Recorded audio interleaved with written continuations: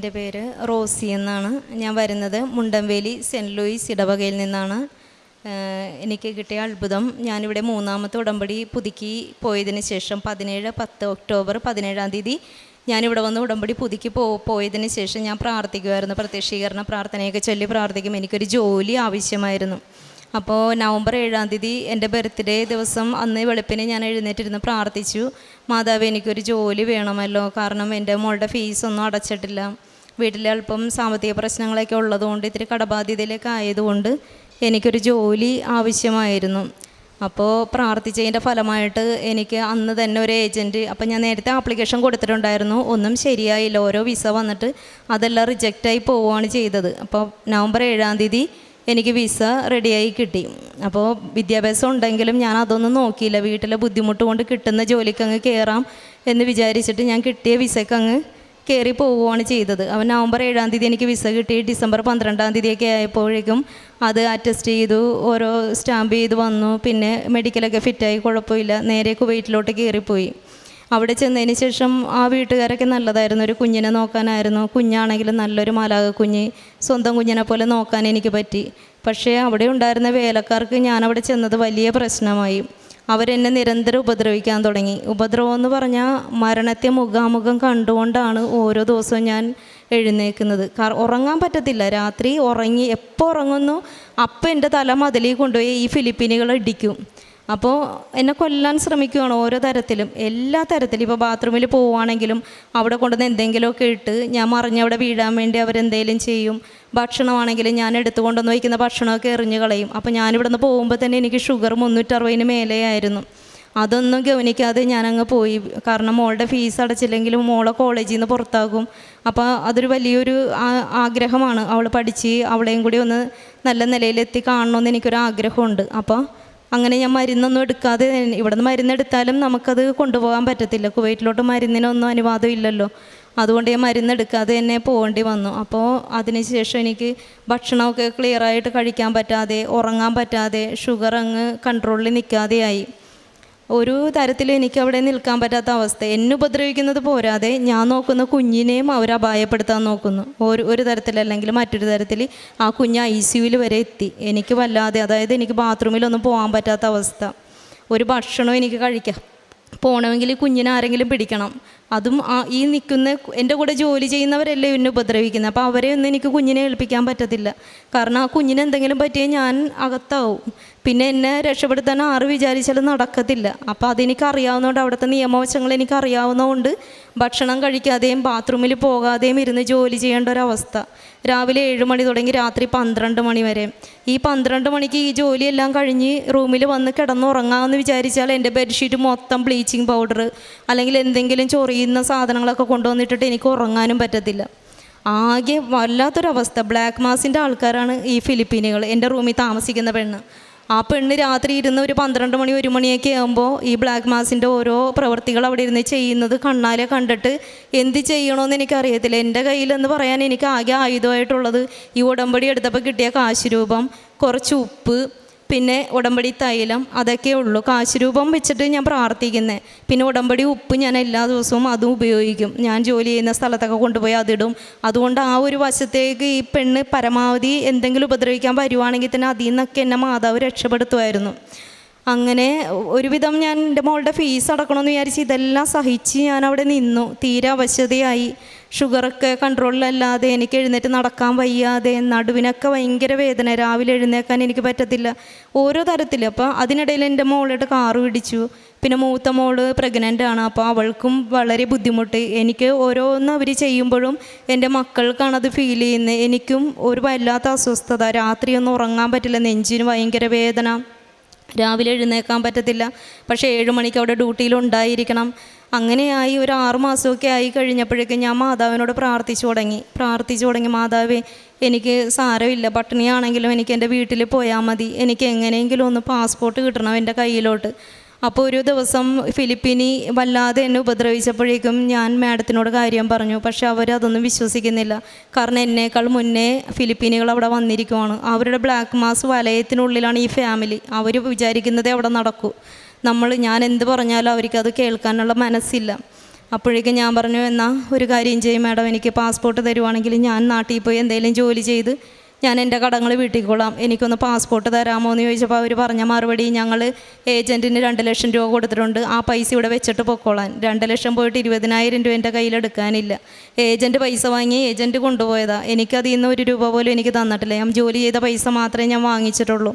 ഞാൻ വല്ലാത്തൊരവസ്ഥയിലായി. പ്രത്യക്ഷീകരണ പ്രാർത്ഥന കാണാതെ ഇരുന്ന് ചെല്ലുവാണ്. കുഞ്ഞെൻ്റെ കയ്യിലിരിക്കുവാണെങ്കിൽ ഞാൻ ഈ പ്രാർത്ഥന ചൊല്ലി പ്രാർത്ഥിച്ചതിൻ്റെ ഫലമായിട്ട് അവരെനിക്ക്, ഞാൻ പറഞ്ഞു 2 ദിവസം ജോലി ചെയ്യാതെ മാറിയിരുന്നു എന്ന് പറഞ്ഞു, എനിക്ക് വീട്ടിൽ പോകണം, കാരണം എനിക്കിനി പറ്റത്തില്ല, ഭക്ഷണം കഴിക്കാതെയും ഇവരുടെ തല്ലും ഇടിയും കൊണ്ട് പിന്നെ വല്ലാത്ത ഉപദ്രവങ്ങൾ, അതൊന്നും സഹിക്കാൻ എനിക്ക് ഇനി പറ്റത്തില്ല, കാരണം എൻ്റെ ആരോഗ്യം ശരിയല്ല. അത് കാരണം എനിക്ക് നാട്ടിൽ പോയി മരുന്നൊക്കെ കഴിക്കണം, എനിക്കൊരു കുട്ടി കൂടി കല്യാണം കഴിപ്പിക്കാനുണ്ട്, അവൾക്ക് ഞാൻ മാത്രമേ ഉള്ളൂ എന്ന് പറഞ്ഞപ്പോഴേക്കും അവർക്ക് ഭയങ്കര ദേഷ്യമായി.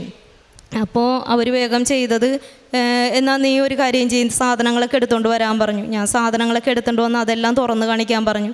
എല്ലാം തുറന്ന് കാണിച്ചു. അപ്പോൾ ഇവർക്ക് എന്നോട് ദേഷ്യം ഉണ്ട്, ഇവർക്ക് എങ്ങനെയെങ്കിലും എന്നെ അകത്താക്കണം, പോലീസ് സ്റ്റേഷനിൽ ജയിലിനകത്താക്കണമെന്നുള്ള ചിന്തയിൽ ഇവർ ഓരോന്ന് പരിശോധിച്ചിട്ട് ഇവർക്ക് ആകെ കിട്ടിയത് ഉടമ്പടിയുടെ ഉപ്പാണ്. ഈ ഉടമ്പടി ഉപ്പ് അവരുടെ അടുത്ത് കയ്യിൽ പിടിച്ചിട്ട് പറയുക, ഇത് മയക്കുമരുന്നാണ്.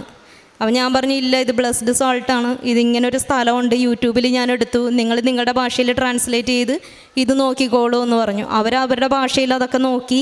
എങ്കിലും എന്നോട് പറഞ്ഞു, സാധനങ്ങളെല്ലാം എടുക്കുക, പോകാമെന്നും പറഞ്ഞ് വിളിച്ചുകൊണ്ട് പോയത് നേരെ പോലീസ് സ്റ്റേഷനിലോട്ടാണ്. കുവൈറ്റിൽ ഈ പോലീസുകാരെയൊക്കെ കണ്ടപ്പോൾ എനിക്ക് പേടിയായി.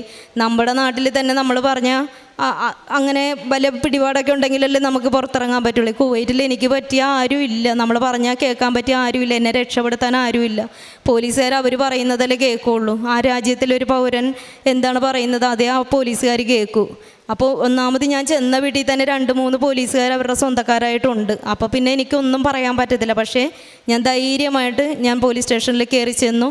അവരെന്നോട് കയറി വരാൻ പറഞ്ഞു. അപ്പോൾ ഞാൻ ആകെ കയ്യിൽ പിടിച്ചിരിക്കുന്ന ഉടമ്പടി കാശ് രൂപം അതെൻ്റെ കഴുത്തിലുണ്ടായിരുന്നു. അതെടുത്ത് ഞാൻ കയ്യിൽ പിടിച്ചിട്ട് നേരെ പോലീസ് സ്റ്റേഷനകത്തോട്ട് കയറി ചെല്ലുമ്പോൾ അവിടെ നല്ലൊരു മനുഷ്യൻ പെട്ടെന്ന് എന്നെ ഇങ്ങനെ ഒരുപാട് പരിചയമുള്ള പോലെ നോക്കിച്ചിരിക്കുന്നു. അപ്പോൾ അയാൾ എന്നോട് കാര്യങ്ങൾ ചോദിച്ചപ്പോൾ ഞാൻ പറഞ്ഞു, ഇവരുമായിട്ടൊരു പ്രശ്നമില്ല, വേലക്കാരാണ് പ്രശ്നം ഉണ്ടാക്കുന്നത്, അതുകൊണ്ട് എനിക്ക് നാട്ടിൽ പോകാൻ വേണ്ടിയിട്ടാണ് എന്ന് പറഞ്ഞു. പറഞ്ഞ ഉടനെ ഈ അറബി പറഞ്ഞു, ഇല്ല, ഈ ഇരിക്കുന്ന സാൾട്ടല്ല, ഇത് ഒരു മയക്കുമരുന്നാണ്, ഇത് കേരളത്തിൽ നിന്ന് ഇവിടെ കൊണ്ടുവന്നിരിക്കുവാണെന്ന് പറഞ്ഞു. അങ്ങനെ വേഗം ആ ഉപ്പ് എടുത്തിട്ട് ആ പോലീസുകാരൻ കുറച്ചെടുത്ത് ഒരു തുള്ളി എടുത്ത് അയാളുടെ വായിൽ വെച്ചിട്ട് പറഞ്ഞു, നോ, ഇത് സോൾട്ട് തന്നെയാണെന്ന് പറഞ്ഞു. വേഗം ഈ അറബിക്കും കൊടുത്തു. നിങ്ങളൊന്ന് ടേസ്റ്റ് ചെയ്ത് നോക്കെന്ന് പറഞ്ഞിട്ട് അത് അയാൾക്കും കൊടുത്തപ്പോഴേക്കും അയാൾക്കുണ്ടായിരുന്ന ദേഷ്യം എല്ലാം മാറി. ആ നിമിഷം തന്നെ അയാൾ വേറൊരു മനുഷ്യനായി, പെട്ടെന്ന് ചേഞ്ചായി. കാരണം എനിക്ക് പാസ്പോർട്ട് പോലും തരില്ല എന്ന് പറഞ്ഞ ആൾ ഈ സാൾട്ട് കഴിച്ച്, 2 പേരും കഴിച്ചു. ആ പോലീസുകാരനും കഴിച്ചു, ഇയാളും പയ്യെ നാവിൽ വെച്ച് നോക്കി. എന്നിട്ട് ഞാൻ ഈ യൂട്യൂബിൽ ഇതൊക്കെ കാണിച്ചു. അപ്പോൾ ആ പോലീസുകാർക്ക് മനസ്സിലായി കാര്യം എന്താണെന്ന്. അപ്പോൾ എൻ്റെ കയ്യിൽ കുറേ ഫോട്ടോസ് ഉണ്ടായിരുന്നു. ഫിലിപ്പീനെ എന്നെ ഉപദ്രവിക്കുന്നതിൻ്റെ ഫോട്ടോസൊക്കെ ഞാൻ എടുത്തു വെച്ചിട്ടുണ്ടായിരുന്നു.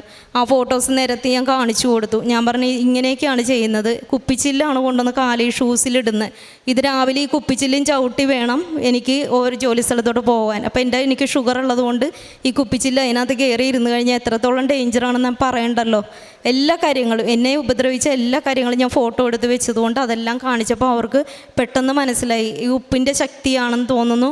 പെട്ടെന്ന് ആ പോലീസുകാരൻ പറഞ്ഞു, പാസ്പോർട്ട് കൊടുക്കുമെന്ന് പറഞ്ഞു. ആ പോലീസ് സ്റ്റേഷനിൽ വെച്ച് തന്നെ, അതായത് എനിക്ക് പാസ്പോർട്ടും തരില്ല, ടിക്കറ്റും തരില്ല, എന്നെ റോഡിൽ ഇറക്കി വിടുമെന്നും പറഞ്ഞാൽ വിളിച്ചുകൊണ്ട് പോയത്. എന്ന സ്ഥാനത്ത് എനിക്ക് പാസ്പോർട്ട് അപ്പം തന്നെ തന്നു. പോലീസുകാരൻ പറഞ്ഞു, പാസ്പോർട്ട് മാത്രം കൊടുത്താൽ ഇവർക്ക് പോകാൻ പറ്റില്ല, നാട്ടിൽ പോകണമെന്ന് ചോദിച്ചു. ഞാൻ പറഞ്ഞു, നാട്ടിൽ പോകണം, ഇവിടെ ആരെങ്കിലും ഉണ്ടോ? ഇവിടെ ആരും ഇല്ല.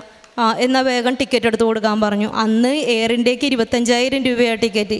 അപ്പോഴും ഞാൻ ഈ കാശ് രൂപം വെച്ച് പ്രാർത്ഥിക്കുമോ, മാതാവ് എനിക്ക് ടിക്കറ്റും വേണം, പാസ്പോർട്ട് മാത്രം കൊണ്ട് ഞാൻ എയർപോർട്ടിൽ പോയി ഇരുന്നിട്ട് എന്നാ ചെയ്യാനാ? അപ്പോഴും എന്നെ പോലീസ് പിടിച്ചുകൊണ്ട് പോകും. ഇവിടെ ഇരിക്കുന്ന വിസയുടെ നമ്പർ പോലും എനിക്കറിയത്തില്ല. ഇവരാണെങ്കിൽ ഒരു ID എനിക്കെടുത്ത് തന്നിട്ടില്ല. 6 മാസവും ഞാൻ അവിടെ നിൽക്കുന്നു, ഒരു ID എൻ്റെ കയ്യിലില്ല. അപ്പോൾ എന്നെ പിടിച്ചുകൊണ്ട് പോകാനേ വഴിയുള്ളൂ, എനിക്ക് നാട്ടിലോട്ടൊന്നും വരാൻ പറ്റത്തില്ല. ദൈവമേ, ടിക്കറ്റ് കൂടി ഇവർക്ക് എടുത്ത് തരാൻ മനസ്സ് തോന്നണേന്ന് ഞാൻ ഈ മാതാവിനങ്ങ് കെട്ടിപ്പിടിച്ച് കരയുന്ന പോലെ ഞാൻ പ്രാർത്ഥിച്ചപ്പോൾ തന്നെ പോലീസുകാരൻ പെട്ടെന്ന് അയാൾ പറഞ്ഞു, ടിക്കറ്റ് എടുത്ത് കൊടുക്കുക, എന്നിട്ട് ഇവിടെ നിന്ന് ഇറങ്ങിയാൽ മതിയെന്ന് അറബിയോട് പറഞ്ഞു.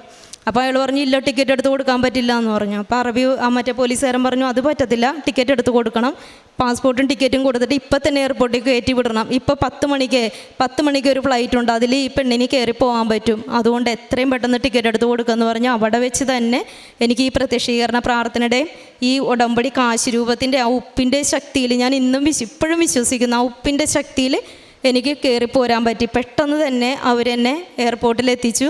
ആ 2 മണിക്കൂർ അവിടെ വെയിറ്റ് ചെയ്യേണ്ടി വന്നുള്ളൂ. അപ്പം തന്നെ എനിക്ക് ഫ്ലൈറ്റിൽ കയറി രാവിലെ, എൻ്റെ വീട്ടുകാർ പോലും അറിഞ്ഞിട്ടില്ല ഞാൻ അവിടെ നിന്ന് വരുന്നത്. പെട്ടെന്ന് എനിക്ക് കയറി വരാൻ പറ്റി. ഇത്രയും വലിയ, അല്ലെങ്കിൽ ഞാൻ അവിടെ നിൽക്കുവാണെങ്കിൽ എനിക്ക് 1 മാസം കൊണ്ട് എന്തായാലും ഫിലിപ്പീനുകൾ എന്നെ കൊന്നുകളയും. അത്ര ഉപദ്രവമായിരുന്നു. കാരണം അവരവിടെ ചെയ്യുന്ന ബ്ലാക്ക് മാസിനൊന്നും പ്രാർത്ഥിക്കുന്ന ആൾക്കാർ അവിടെ ബുദ്ധിമുട്ടാണ്. അവർക്കത് അംഗീകരിക്കാനൊന്നും പറ്റത്തില്ല. ഞാൻ എപ്പോഴും ഇങ്ങനെ കൊന്തയൊക്കെയിട്ട് പ്രാർത്ഥിച്ചുകൊണ്ട് നടക്കുന്നതെന്ന് അവർക്ക് ഇഷ്ടമില്ല. ആ റൂമിലും പ്രാർത്ഥന ചെല്ലുമ്പോൾ അവർക്കത് എഫക്റ്റ് ആവുന്നുണ്ട് ഒരു തരത്തിൽ അല്ലെങ്കിൽ മറ്റൊരു തരത്തിൽ. അപ്പോൾ അതുകൊണ്ടാണ് അവർക്ക് പ്രശ്നമായിട്ട് എന്നെ പറഞ്ഞു വിടണമെന്നും പറഞ്ഞ് ഒരേ ബഹളം. അപ്പോൾ അതവിടെ നടക്കാതിരുന്നതുകൊണ്ട് എന്നെ ഉപദ്രവിക്കാൻ നോക്കി. എന്നെ ഉപദ്രവിച്ചത് മാത്രമല്ല, ഞാൻ നോക്കുന്ന കുഞ്ഞിനെ, അതൊരു 3 മാസമുള്ള കുഞ്ഞാണ്. ഞാൻ ചെല്ലുമ്പോഴാണ്, ഞാൻ ജനുവരി അവിടെ ചെന്നതിന് ശേഷം കുഞ്ഞ് ജനിച്ചത്. അപ്പോൾ ഏകദേശം ഒരു 3 മാസമൊക്കെ ആയപ്പോൾ തന്നെ ഈ കുഞ്ഞിനെ ആ ഫിലിപ്പീനിൽ വന്നിട്ട് നെഞ്ചിൽ അമർത്തി ആ കുഞ്ഞ് വരെ ICUവിലായി. അപ്പോഴും ഞാൻ 3 ദിവസം കഴിഞ്ഞ് ICUവിൽ കിടക്കുന്ന കുഞ്ഞിനെ കാണാൻ കൊണ്ടുപോയപ്പോൾ ഈ കാശ് രൂപം ഞാൻ ഈ ഉടമ്പടി തൈലവും കൊണ്ടുപോയിട്ട് കുഞ്ഞിൻ്റെ നെറ്റിയിൽ കുരിശ് വരച്ച്, അവർ കാണാതെ, അവർ മുസ്ലിം രാജ്യമാണ്, നമ്മളുടെ ഒരു പ്രാർത്ഥനയെ അവർ അംഗീകരിക്കത്തില്ല, അവർ വല്ലാതെ ഉപദ്രവിക്കും അങ്ങനെയൊക്കെ ചെയ്യുന്നത് കണ്ട്. എങ്കിലും ഞാൻ പ്രാർത്ഥിച്ച് ആ മാഡം അവിടെ നിന്ന് എഴുന്നേറ്റ് പോയതിന് ശേഷം ഞാൻ ഈ ഉടമ്പടി തൈലം പോക്കറ്റിൽ നിന്ന് എടുത്ത് വേഗം കുഞ്ഞിൻ്റെ നെറ്റിയിൽ കുരിശ് വരച്ചു, അവൻ്റെ ഹൃദയത്തിൻ്റെ ഭാഗത്തും കുരിശ് വരച്ച് പ്രാർത്ഥിച്ചതിൻ്റെ ഫലമായിട്ട് ആ കുഞ്ഞും പെട്ടെന്ന് ഡിസ്ചാർജായി. പിറ്റേന്ന് തന്നെ കുഞ്ഞ് ഡിസ്ചാർജായി വീട്ടിലോട്ട് കൊണ്ടുവന്നു. ആ കുഞ്ഞിന് എന്തെങ്കിലും പറ്റിയിരുന്നെങ്കിലും ഞാൻ അവിടെ ജയിലിലായി പോയേനെ. കാരണം എന്നെയാണ് കുഞ്ഞിനെ ഏൽപ്പിച്ചിരിക്കുന്നത്. ഈ പെണ്ണിങ്ങനെ നെഞ്ചിൽ വന്ന് അമർത്തുന്നതൊക്കെ ഞാൻ കണ്ണുകൊണ്ട് കണ്ടതാണ്. പക്ഷെ അത് പറഞ്ഞിട്ട് അവർ വിശ്വസിക്കുന്നില്ല. ഒരു ക്യാമറ വെക്കാൻ പറഞ്ഞിട്ട് അവരത് ചെയ്യുക. കാരണം ആ വീട് കംപ്ലീറ്റ് ഈ ഫിലിപ്പീനുകളുടെ കയ്യിലാണ്. അവർ വിചാരിക്കുന്നത് അവിടെ നടക്കത്തുള്ളൂ. അപ്പോൾ എനിക്ക് എങ്ങനെയെങ്കിലും അങ്ങനെ എന്നെ നാട്ടിൽ ജീവനോടുകൂടി എത്തിച്ച പരിശുദ്ധ അമ്മയ്ക്കും തിരുക്കുമാരനും കോടി നന്ദി പറയുന്നത്. ഞാൻ ഒട്ടും വിചാരിച്ചില്ല ഞാൻ ജീവനോട് ഇവിടെ എത്തുമെന്ന്. കാരണം അവർക്കൊക്കെ ദേഷ്യം വന്നാൽ പിന്നെ ആ പെണ്ണിന് നാട്ടിൽ വരാൻ പറ്റില്ല. ഇത് ഒരു അത്ഭുതമാണ്. സത്യമായിട്ട് ഞാനിവിടെ എത്തിയത് വളരെ അത്ഭുതം. 6 മാസം കൊണ്ടൊന്നും ഒരാൾക്ക് നാട്ടിലേക്ക് വരാൻ പറ്റില്ല. അതുപോലെ അവർ ഉപദ്രവിക്കും നമ്മളെ. പക്ഷേ ഞാൻ എനിക്ക് ദൈവാനുഗ്രഹം ഉള്ളത് കൊണ്ട് മാത്രമേ എനിക്കിവിടെ എത്താൻ പറ്റി. മാതാവിൻ്റെ ഈ ഒരു ഉടമ്പടിയിൽ നിൽക്കുന്നത് കൊണ്ട് മാത്രമേ എനിക്കിവിടെ എത്താൻ പറ്റി. പിന്നെ എൻ്റെ മൂത്ത മോള് ഗർഭിണിയായിരുന്നു. അവളുടെ ആദ്യത്തെ കുഞ്ഞ് മരിച്ചുപോയി. 5 മാസം ആയപ്പോഴേക്കും ആ കുഞ്ഞ് അബോർഷനായി പോയായിരുന്നു. അപ്പം തന്നെ ഞാനിവിടെ ഉടമ്പടിയിൽ ആ നിയോഗം വെച്ചിട്ടുണ്ടായിരുന്നു. അതിൻ്റെ ഫലമായിട്ട് കുഞ്ഞ് 8 മാസമായിട്ടും 1,600 ഉണ്ടായിരുന്നുള്ളൂ. പിന്നെ ഞാനിവിടെ ഒന്ന് സാക്ഷ്യപ്പെടുത്താമെന്ന് നേർന്ന പ്രാർത്ഥിച്ചതിൻ്റെ ഫലമായിട്ട് കുഞ്ഞ് 3 കിലോയും 200 ഗ്രാമും ഉണ്ടായിരുന്നു ജനിച്ചപ്പോൾ. അത് 9 മാസവും 9 ദിവസവും തികഞ്ഞ് തന്നെ എൻ്റെ മോള് പ്രസവിച്ചു. അത് ഞാൻ ഉടമ്പടിയിൽ വെച്ച നിയോഗമാണ്. അപ്പോൾ ഈ ഇത്രയും അനുഗ്രഹങ്ങൾ എനിക്ക് തന്ന എൻ്റെ അമ്മയ്ക്കും തിരുക്കുമാരനും കോടി നന്ദി ഞാൻ പറയുന്നു. പുറപ്പാടിൻ്റെ 14 നമ്മൾ കാണുന്നുണ്ട്, കർത്താവ് നിങ്ങൾക്ക് വേണ്ടി യുദ്ധം ചെയ്തുകൊള്ളും, നിങ്ങൾ ശാന്തരായി ഇരുന്നാൽ മതി. റോസി സന്തോഷ് എന്ന സഹോദരിയുടെ ഉടമ്പടി സാക്ഷ്യമാണ് നമ്മളിപ്പോൾ കേട്ടത്. ഈ സഹോദരി പറയുകയായിരുന്നു, തൻ്റെ ജന്മദിനത്തിൽ ഡേറ്റ് ഇട്ട് ഒരു ജോലിക്ക് വേണ്ടി പ്രാർത്ഥിച്ചു. അങ്ങനെ ആ ദിവസം ഈ സഹോദരിക്ക് ജോലി കിട്ടുകയാണ്. ജോലി കിട്ടി ഈ സഹോദരി പുറത്തേക്ക് പോയിട്ട് ഒരു വീട്ടിൽ ജോലി ചെയ്യുമ്പോൾ അവിടെ ഉണ്ടായിരുന്ന ഫിലിപ്പീനോക്കാരായ മറ്റ് ജോലിക്കാരിൽ നിന്നും ഒത്തിരിയേറെ വേദനകൾ ഈ സഹോദരിക്ക് ഏൽക്കേണ്ടി വന്നു. അവിടെയൊക്കെ കൃപാസനം, പ്രത്യക്ഷീകരണ മധ്യസ്ഥ പ്രാർത്ഥനയും ഉടമ്പടി പ്രാർത്ഥനകളുമാണ് ഈ സഹോദരിക്ക് ബലം നൽകിയതും 6 മാസത്തോളം അവിടെ ജീവിക്കുവാനായിട്ട് ഈ സഹോദരിക്ക് സാധിച്ചതും ഈ പ്രാർത്ഥനയുടെയൊക്കെ ഫലമാണ് എന്ന് ഈ സഹോദരി പറയുകയായിരുന്നു. അതിനുശേഷം അവിടെ വെച്ചുണ്ടായിട്ടുള്ള എല്ലാ പ്രശ്നങ്ങളിലും അത്ഭുതകരമായിട്ട് പരിശുദ്ധ അമ്മയുടെ സാന്നിധ്യവും സഹകരണവും സഹായവും മധ്യസ്ഥവും ഈ സഹോദരിക്ക് ലഭിച്ചു എന്ന് ഈ സഹോദരി സാക്ഷ്യപ്പെടുത്തി.